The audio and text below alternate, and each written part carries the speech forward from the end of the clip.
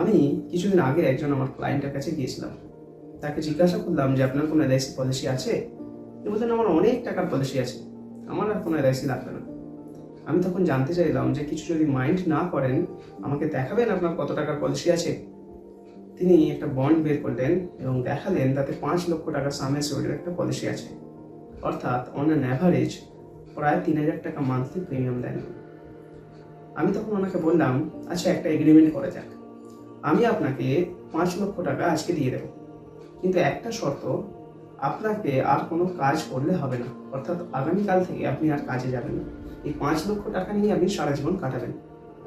তখন উনি বললেন যে তুমি কি পাগল হয়ে গেছো নাকি? 5 লক্ষ টাকা নিয়ে সারা জীবন কাটিয়ে তো এটা সম্ভব? এটা আবার হয়?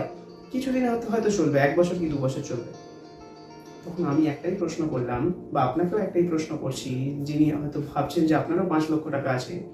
আচ্ছা, আপনি এই 5 লক্ষ টাকা নিয়ে সারা জীবন কাটাতে পারছেন না, আপনার কি মনে হয় আপনার স্ত্রী বা আপনার সন্তান এই 5 লক্ষ টাকা নিয়ে সারা জীবন কাটাবে?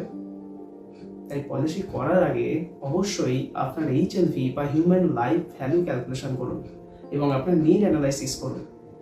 আপনি পলিসি আপনার নিজের প্রয়োজনে করুন, একজন এজেন্টের প্রয়োজনে আপনি পলিসি করবেন না। তাতে আপনার তো লস হবেই এবং আপনার পরিবারও অনেক লস হবে। কারণ একটা এলআইসি পলিসি হয়তো আপনার অবর্তমানে আপনার পরিবারকে মেন্টাল সাপোর্ট দিতে পারে না, কিন্তু ফাইন্যান্সিয়াল সাপোর্ট অবশ্যই দেবে, যেটা কোনো আপনার রিলেটিভ দেবে না। ইন্স্যুরেন্স করুন এবং দায়িত্বশীল হন।